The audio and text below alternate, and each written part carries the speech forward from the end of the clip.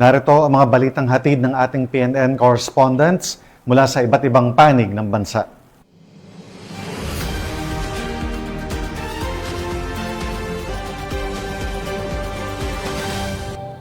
Simulan natin ang balita mula sa bahagi ng Luzon.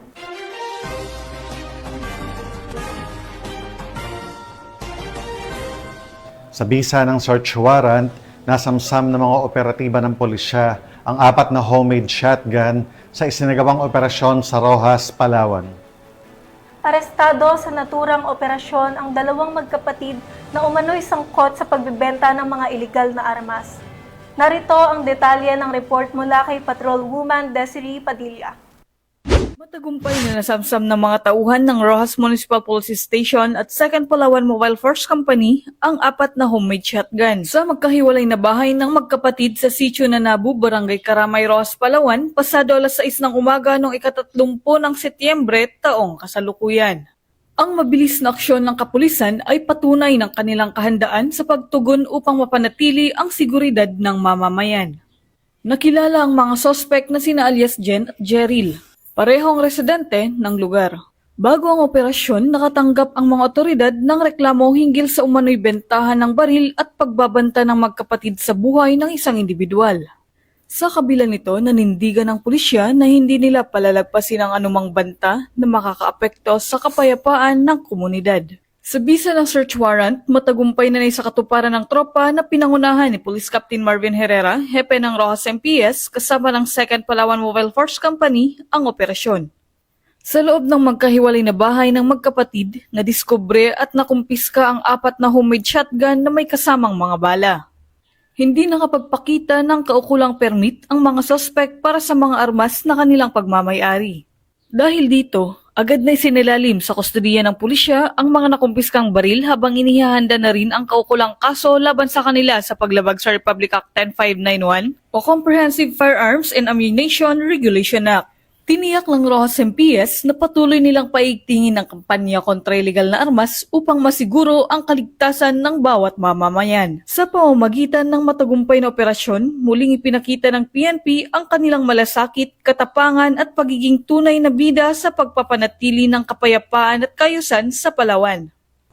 Mula dito sa Home of the Police Eco Warriors, Calapan City, Oriental, Mindoro, ako ang inyong PNN correspondent, Patrolwoman Desiree Padilla, alagad ng batas, tagataguyod ng balitang pulis. Maraming salamat, Patrolwoman Padilla. Hindi lang seguridad ang hatid ng mga pulis, kundi pati malasakit. Ipinamalas ito ng 102nd Maneuver Company ng Regional Mobile Force Battalion 1 nang matagumpay nilang isinagawa ang outreach program at replanting activity sa Cervantes, Ilocos Sur. Yan ang balitang hatid ni Police Corporal Joanna Marie de los Santos.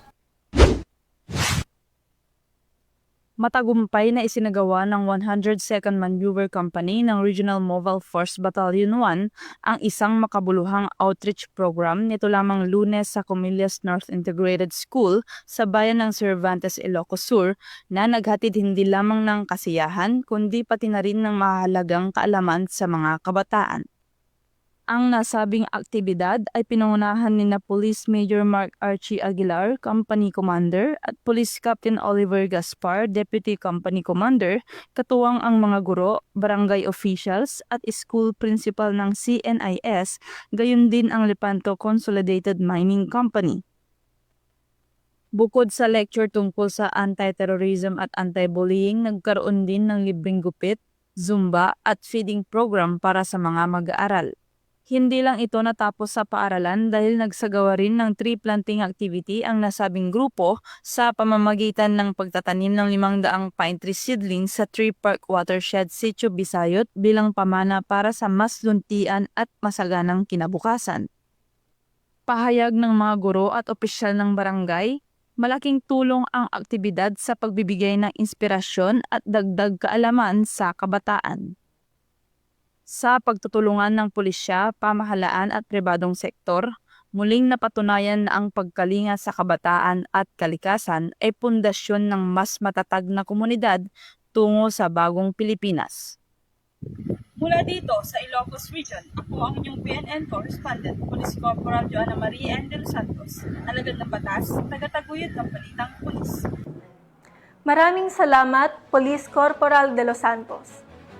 Hindi nakaligtas sa kamay ng batas ang 3 lalaki na umano'y aktibong sangkot sa iligal na droga matapos maaresto sa ikinasang buy-bust operation ng Pasay City Police.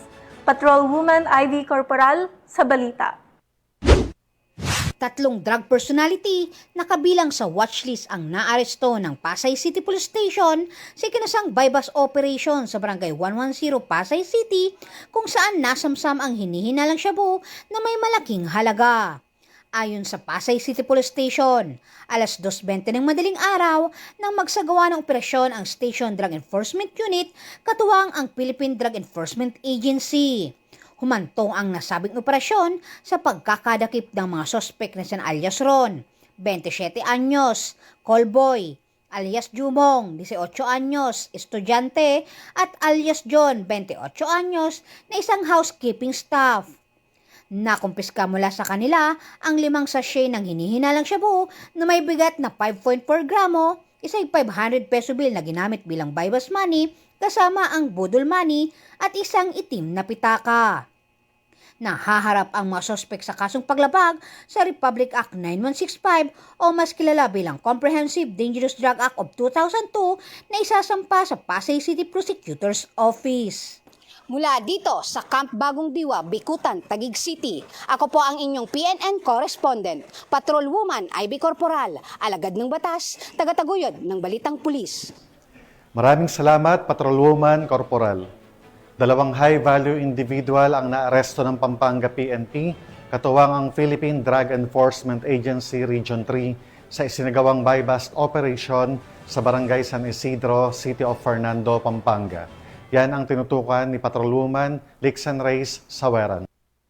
High-value individuals ang naaresto sa kinasang buy-bust operation ng Station Drug Enforcement Unit, City of San Fernando Police Station at Intelligence Unit katuwang ang Philippine Drug Enforcement Agency Region 3 sa Barangay San Isidro, City of San Fernando, Pampanga. Sa ilalim ng pamumuno ni Police Colonel Eugene M. Marcelo, Provincial Director ng Pampanga Police Provincial Office, nakumpiska mula sa mga sospek ang tinatayang 55 gramo ng hinihinalang shabu na nagkakahalaga ng 374,000 pesos. Ang mga naaresto at nakumpiskang ebidensya ay nasa kustodiya na ng nasabing istasyon at kasalukuyang isinasampa ang kaukulang kaso laban sa mga sospek. Patunay ang matagumpay na operasyon na ito sa patuloy na pagsisikap ng Pampanga PNP na supilin ang kriminalidad at ipakita ang kanilang tapat na serbisyo para sa kaligtasan at kapakanan ng bawat Kapampangan bilang suporta sa malawakang kampanya ng PNP laban sa iligal na droga. Mula dito sa Police Regional Office 3, ako ang inyong PNN Correspondent, Patrolwoman Lixan Reyes A. Saweran, alagad ng batas, tagataguyod ng Balitang Pulis. Maraming salamat, Patrolwoman Sawiran. Matapos ang matagal na pagtatago, isang most wanted person ang tuluyang nagpasya na harapin ang kanyang kaso. Kusang loob itong nagtungo sa himpilan ng Baras Municipal Police Station sa Rizal upang sumuko sa mga otoridad. Ang detalye ng report mula kay Patrolwoman Jessie Cris Obrero. Most wanted person sa regional level ang kusang loob na sumuko sa Baras Municipal Police Station. Kinilala ang akusado na si alias Esther, 38 anyos, Tubong Coronadal, South Cotabato at kasalukuyan naninirahan sa Barangay Pinugay, Baras, Rizal. Siya ay nahaharap sa kasong paglabag sa Republic Act 8042 na inimendyahan ng Republic Act 10022 o mas kilala bilang Migrant Workers and Overseas Filipino Act of 1995. Batay sa record, inilabas ang warrant of arrest laban kay alias Esther ng RTC Branch 159, Morong, Rizal. Walang inirekomendang piyansa para sa nasabing kaso. Sa ngayon, nasa kustodiya na siya ng Baras Municipal Police Station. Ayon kay Police Colonel Feloteo A. Gonzalgo, Acting Provincial Director ng Rizal Police Provincial Office na hindi titigil ang kapulisan ng Rizal sa pagsugpo ng kriminalidad na nagdudulot ng banta sa seguridad, kapayapaan at kaayusan ng probinsya. Mula dito sa Calabarzon, ako ang inyong Police News Network Correspondent, Patrolwoman Jessie Cris S. Obrero. Alagad na batas, tagataguyod ng balitang pulis. Maraming salamat, Patrolwoman Obrero. Walang takas ang isang high-value individual matapos mahuli sa isinagawang operasyon ng kapulisan sa Iriga City. Ang report mula kay Patrolwoman Carmela Panganiban. Arestado ang isang tinaguriang high-value individual na sangkot sa iligal na kalakalan ng droga sa isinagawang joint search warrant operation nito lamang ika-29 ng Setyembre taong kasalukuyan sa Barangay San Francisco, lungsod ng Iriga. Pinangunahan ng operasyon ng Special Operations Unit 5 ng PNP Drug Enforcement Group bilang lead unit sa tulong ng Team 5 ng LFU-IMEG, RIU-5, PIU-PPDEU at Iriga City Police Station. Kinilala ang suspect na si alias Enong, 62 taong gulang at residente ng Iriga City. Sa pagsisilbi ng search warrant na inisyu ng RTC, 5th Judicial Region, Branch 37, Iriga City, nagresulta ito sa pagkakakumpiska ng tinatayang 10 gramo ng hinihinalang shabu na may standard drug price na 68,000 pesos. Kasalukuyang nasa kustodiya ng Iriga City Police Station ang naarestong suspect para sa tamang disposisyon at pagsasampa ng kaukulang kaso. Samantala, ang nakumpiskang droga at iba pang ebidensya ay nasa pangangalaga ng PNP DEG SOU-5 para sa dokumentasyon at masusing pagsusuri. Mula dito sa Legazpi City, Albay, ako ang inyong PNN correspondent, Patrolwoman Carmela Bianca Panganiban, alagad ng batas, tagataguyod ng balitang pulis. Maraming salamat, Patrolwoman Panganiban. Kaninang madaling araw, muling nagpakita ng aktibidad ang Bulkang Taal matapos maitala ng PVOX ang isang minor eruption na nagdulot ng mahinang pagsabog at pagbuga ng apo. Patuloy namang pinag-iingat ang mga residente sa paligid ng bulkan habang nananatili ito sa Alert Level 1. May report dyan ng ating correspondent mula sa Regional Police Community Affairs and Development, Unit Calabarzon. Natala ng PVOX ang isang minor petromagmatic eruption sa main crater ng Bulkang Taal kaninang alas 2 ng madaling araw. Ang insidente ay nagdulot ng mahinang pagsabog na may kasamang usok at abo. Paalala sa publiko. Tunghayan naman natin ang mga balita mula sa Visayas.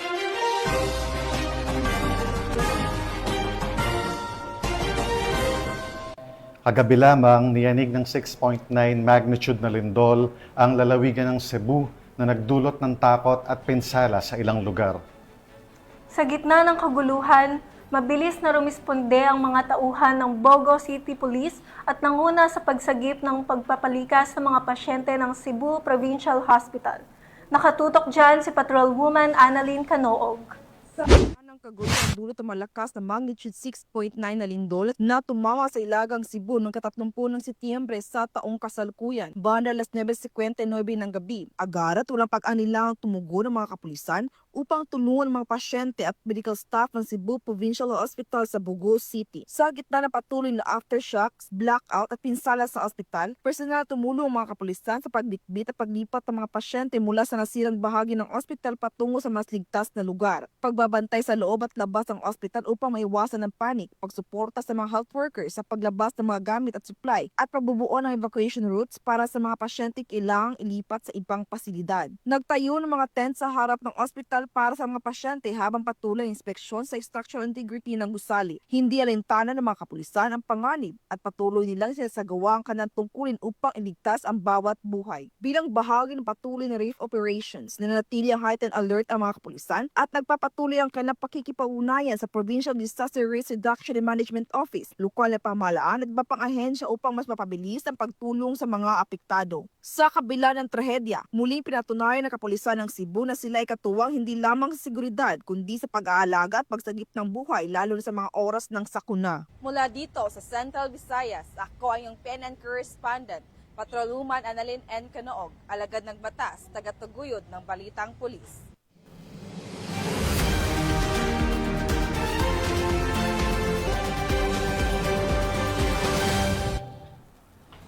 Inatasan ni Acting Chief PNP, Police Lieutenant General Jose Melencio Nartates Jr., ang Police Regional Office 7 na agad i-activate ang Disaster Incident Management Task Group at magsumite ng ulat hinggil sa pinsala at apektadong komunidad matapos ang lindol na yumanig sa Visayas kagabi. Binigyan din niya ang real-time updates, accounting ng mga tauhan, kahandaan ng kagamitan, at mabilis na damage assessment. Kasabay nito, iniutos din ang mahigpit na koordinasyon sa LGUs, NDRRMC at iba pang ahensya para sa evacuation, seguridad at tamang pagbibigay ng impormasyon sa publiko. Tiniyak ng PNP ang buong suporta sa relief and recovery operations habang naka-standby ang karagdagang puwersa at kagamitan mula sa National Headquarters.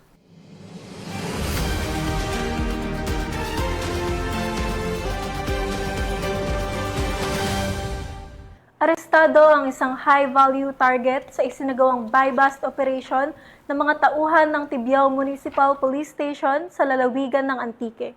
Magbabalita dyan si Patrolwoman Julibel Albior. Sa kamay ng mga kapulisan ng isang high-value target sa ikinasang buy-bust operation sa Barangay San Francisco Sur, Tibiao, Antique nito lamang 28 ng Setyembre taong kasalukuyan. Pinangunahan ang operasyon ng Tibiao Municipal Police Station sa ilalim ng pamumuno ni Police Captain Ramil C. Hukog, katuwang Antique PPO Provincial Drug Enforcement Unit sa pamumuno ni Police Major Jeremy Ayan R. Magbanwa at PDEA 6 Antique Provincial Office na pinamumunuan ni Intelligence Officer 2 Abigail Oboyes. Positibong kinilala ang suspect na si alias Wax, 43 anyos, kasal at residente ng Santa Justa, Tibiao, Antique. Nakumpiska mula sa suspect ang humigit kumulang 50 gramo ng hinihinalang shabu na may tinatayang halagang 350,000 pesos sa merkado. Kasama rin sa mga na-recover ang isang sachet ng hinihinalang shabu na may timbang na 0.5 gramo na ginamit bilang buy-bust item, 7 karagdagang sachet ng hinihinalang shabu, buy-bust money na nagkakahalaga ng 20,500 pesos, cash na 2,600 pesos, isang birding coin purse, asul na lighter, at isang pulang Yamaha YTX 125 na motorsiklo kasama ang susi nito. Naharap ngayon ang suspect sa kasong paglabag sa Sections 5 at 11 ng Article 2 ng Republic Act 9165 o Comprehensive Dangerous Drugs Act of 2002. Ang matagumpay na pagkakaaresto sa high-value target ay patunay ng tuloy-tuloy na laban ng Antique PNP kontra sa droga at kriminalidad, isang hakbang tungo sa mas ligtas, mas maayos at mas payapang pamayanan para sa lahat tungo sa bagong Pilipinas. Dito sa Police Regional Office 6, ako ang inyong Police News Network Correspondent, Patrolwoman Julibel Albior, alagad ng batas, tagataguyod ng Balitang Pulis.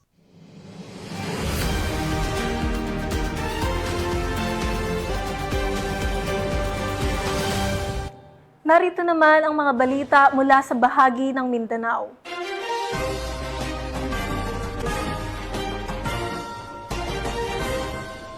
Bumagsak sa kamay ng mga otoridad ang nakatalang top 2 most wanted person sa Zamboanga City na nahaharap sa kasong statutory rape.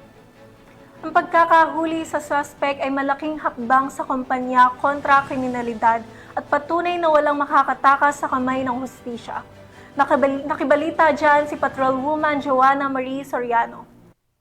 Aresto ng mga otoridad ang isang 17 anyos na binata na kabilang sa listahan ng top 2 most wanted person municipal level dahil sa kasong statutory rape nito lamang Setyembre 30 taong kasalukuyan. Bandang alas 9 ng umaga, ikinasa ang isang intel-driven law enforcement operation ng pinagsanib na pwersa ng 2nd Zamboanga City Mobile Force Company, Zamboanga City Police Station 5, TSC RMP 9 at Zamboanga City MARPSTA sa Atilano Compound, Barangay Canelar, Zamboanga City. Sa naturang operasyon, naaresto ang akusado sa residente ng Resurrection Drive, Barangay Giwan, Zamboanga City. Ang pag-aresto ay naisakatuparan sa bisa ng warrant of arrest na inilabas ni Honorable Ivy Ferelino Damayo Elvinia, presiding judge ng Branch 7, 9 Judicial Region, Zamboanga City noong Setyembre 25 taong kasalukuyan. Ang kaso ay may kinalaman sa statutory rape sa ilalim ng Article 266-A ng Revised Penal Code na inamyendahan ng RA 8353 at RA 11648 kung saan walang inirekomendang piyansa para sa akusado.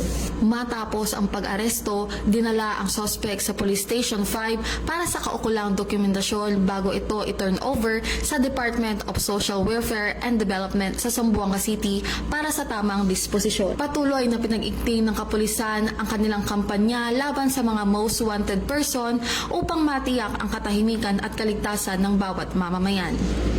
Mula dito, Zamboanga Peninsula, nagbabalita, ako ang inyong PNN correspondent, Patrolwoman Joanna Marisoriano, alagad ng batas, tagataguyod ng Balitang Pulis.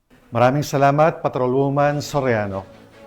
Mahigit 80,000 pisong halaga ng shabu ang nasamsam mula sa isang individual matapos ang isinagawang buy-bust operation ng PNP sa Valencia City, Bukidnon. Patrolwoman Risa Sahonia, ibalita mo. Ang tinatayang 82,000 halaga ng hinihinalang shabu sa isinagawang buy-bust operation ng Valencia City Police Station, katuwang ang RPDEO 10, 1003rd Maneuver Company, RMFB 10 at City Anti-Drugs Special Unit Team. Sa Barangay Batangan, Valencia City, Bukidnon, nito lamang ika-28 ng Setyembre taong kasalukuyan. Kinilala ni Police Lieutenant Colonel Brian M. Panganiban, hepe ng Valencia City Police Station ang suspect na si alias Neil. Lalaki, 30 anyos at residente ng nasabing lugar na isang newly identified drug suspect. Nakumpiska mula sa suspect ang tinatayang 13 gramo ng hinihilalang shabu na may standard drug price na 82,280 pesos at iba pang mga non-drug items. Maharap ang suspect sa kasong paglabag sa RA 9165 o Comprehensive Dangerous Drugs Act of 2002. Mula dito sa Campalagar, Lapasan, Cagayan de Oro City, ako ang inyong Police News Network Correspondent, Patrolwoman Risa Sahonia, alagad ng batas, tagataguyod ng Balitang Pulis. Maraming salamat, Patrolwoman Sahonia. Naaresto ang isang drug personality sa ikinasang buy-bust operation ng kapulisan sa Davao City. Alamin ang iba pang impormasyon mula kay Patrolwoman Sheena May Ilagan. Isang individual matapos magsagawa ng buy-bust operation ng Baliuk Police Station sa koordinasyon ng PDEA 11 sa Barangay 76-A, Davao City, nito lamang Setyembre taong kasalukuyan. Ang operasyon ay sigawa sa pangunguna ni Police Major Harold S. Untalan, Station Commander ng Baliuk Police Station. Kinilala ang suspect na si alias Fords na residente sa nasabing lugar. Na-recover mula sa suspect ang hinihinalang shabu na may standard drug price na higit kumulang 27,880 pesos at iba pang mga ebidensya. Kasalukuyang nasa kusdiya ng nasabing stasyon ng suspect upang dumaan sa tamang disposisyon at naharap sa kasong paglabag sa Republic Act 9165 o Comprehensive Dangerous Drugs Act of 2002. Samantala, ang Police Regional Office 11 ay patuloy na pinapaigting laban kontra kriminalidad alin sa kampanya ng Bagong Pilipinas na panatiling ng kapayapaan at kaayusan tungo sa pagsulong ng bansa. Mula dito sa Leon 11, ako yung PNN correspondent, Patrolwoman Sheena May Ilagan, alagad ng batas, tagataguyod ng Balitang Pulis. Maraming salamat, Patrolwoman Ilagan. Matagumpay na naisakatuparan ng isang RIDO settlement sa pagitan ng dalawang pamilyang matagal nang may alitan sa Barangay Pagalongan, Maguindanao del Sur. Tinutukan niya ni Patrolwoman Veronica Lagi. Matagumpay na naisagawa ang RIDO settlement sa pagitan ng dalawang pamilyang may alitan sa Barangay Pagalungan, Maguindanao del Sur. Nito lamang ika-29 ng Setyembre taong kasalukuyan. Pinangunahan ni Police Captain Dato Maslabi Makalangkad, Acting Chief of Police ng Pagalungan MPS, ang naturang aktibidad sa ilalim ng direktang supervision ni Police Colonel Sultan Salman Sapal, Provincial Director. Katuwa ang 40th Infantry Battalion, Philippine Army, Local Government Unit at Provincial Government ng Maguindanao del Sur na naging saksi sa pag-aayos at pagkakasundo kaugnay ng RIDO sa pagitan ng dalawang pamilyang umano'y may hidwaan. Ang Rideau Settlement ay isang mahalagang hakbang upang wakasan ang alitan sa pagitan ng dalawang pamilya at maiwasan ang karahasan sa kanilang komunidad. Sa pamamagitan ng dialogo at traditional conflict resolution, nagkasundo ang magkabilang panig na tuldukan na ang kanilang hidwaan at mamuhay ng payapa. Nagpahayag naman ng pasasalamat ang mga kinatawan ng bawat pamilya sa kapulisan sa kanilang kinampanang papel sa settlement process. Samantala, tiniyak naman ng mga otoridad na patuloy silang magbabantay upang mapanatili ang katahimikan sa lugar. Hinihikayat din nila ang mga ibang komunidad sa Lanao del Sur na yakapin ang diwa ng Rideau Settlement bilang isang epektibong paraan upang mapanatili ang kapayapaan sa rehiyon. Mula rito sa rehiyon ng Bangsamoro, ako ang inyong Police News Network Correspondent, Patrolwoman Veronica Lagi, alagad ng batas, taga-taguyod ng Balitang Pulis.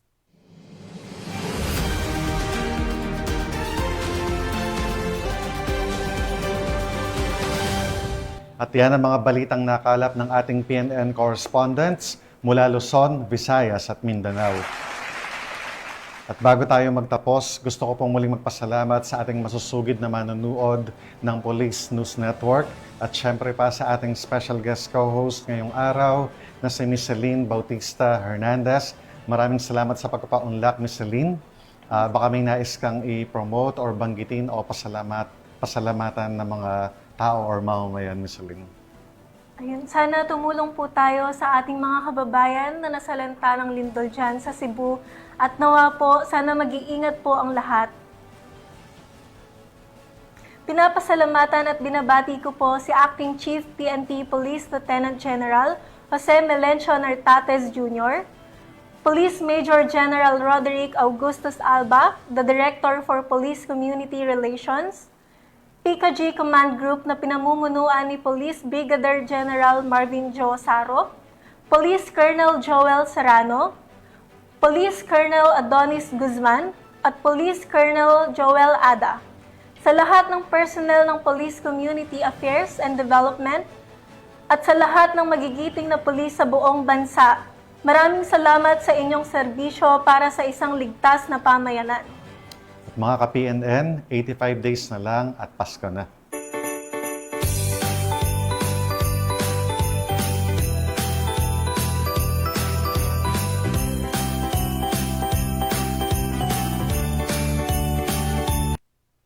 At sa ngalan ng pamunuan ng Philippine National Police, sa pangunguna ni Acting Chief PNP, Police Lieutenant General Jose Melencio Nartates Jr., at sa pamumuno ni President Ferdinand Bongbong Marcos Jr., kami ay maglilingkod sa bawat Pilipino at magbibigay ng tama at balansang balita. Mula rito sa tanggapan ng tagapag-ugnay ng pambansang pulisya, kami ang inyong tagapagbalita, tagataguyod ng Balitang Pulis, NUP Loreto Bonifacio Concepcion. At ako naman po si Miss Celine Bautista Hernandez, Miss Progress Philippines 2023 at Miss Teen Hope International 2018. Maghahatid ng tamang balita, kwento ng pulis at serbisyo para sa mamamayan. At ito ang PNP News Online. Ang pangunahing balita ng Police News Network.